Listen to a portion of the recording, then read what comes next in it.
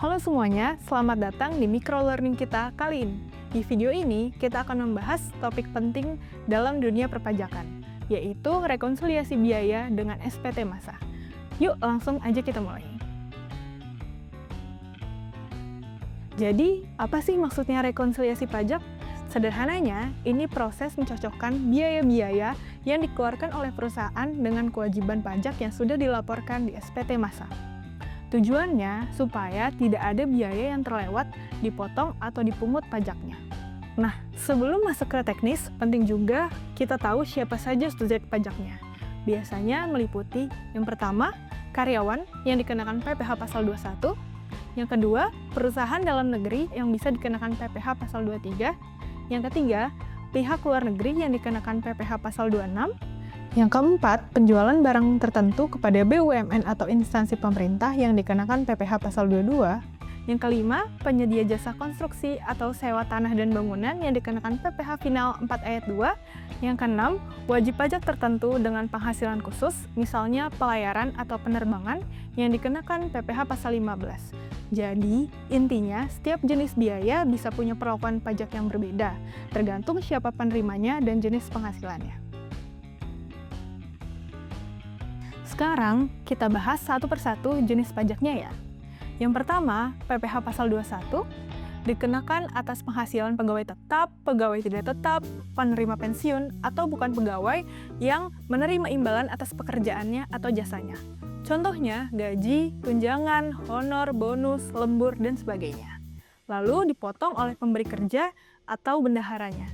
Selanjutnya, PPh pasal 22. Dipungut saat pembelian barang oleh instansi pemerintah, BUMN, atau perusahaan tertentu.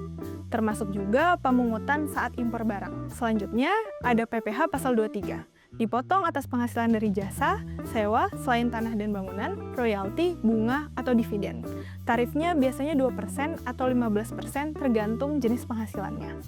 Selanjutnya, ada PPh pasal 26, dikenakan untuk penghasilan yang dibayarkan kepada pihak luar negeri dengan tarif umum sebesar 20% dari penghasilan bruto atau bisa lebih rendah kalau memang ada tax treaty.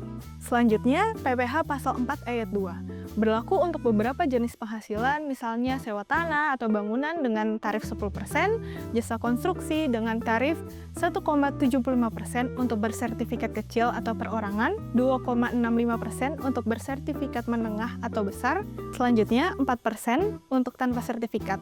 Lalu ada konstruksi terintegrasi sebesar 2,65% untuk yang bersertifikat, 4% untuk yang tanpa sertifikat. Selanjutnya, konsultasi konstruksi 3,5% untuk yang bersertifikat, 6% untuk yang tanpa sertifikat. Selanjutnya ada hadiah undian sebesar 25%. Untuk ini bersifat final dan tidak bisa dikreditkan. Selanjutnya, PPh pasal 15 dengan tarif khusus sekitar tertentu seperti pelayaran dalam negeri sebesar 1,2% dari peredaran bruto, pelayaran atau penerbangan luar negeri sebesar 2,64%. Selanjutnya, asuransi luar negeri atau pengeboran, migas, pertambangan, ada yang bersifat final, ada juga yang bersifat non-final, tergantung sektornya. Setelah memahami konsep dasarnya, sekarang kita lanjut ke bagian ilustrasi supaya lebih mudah dalam penerapannya. Yang pertama, terdapat transaksi atas gaji dan bonus karyawan sebesar 300 juta yang seharusnya dikenakan PPh pasal 21. Lalu, ada transaksi jasa IT dari vendor lokal sebesar 50 juta yang harusnya dikenakan PPh pasal 23.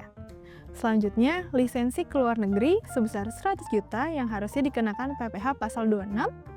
Lalu ada pembelian barang impor sebesar 200 juta yang harusnya dikenakan PPh pasal 22.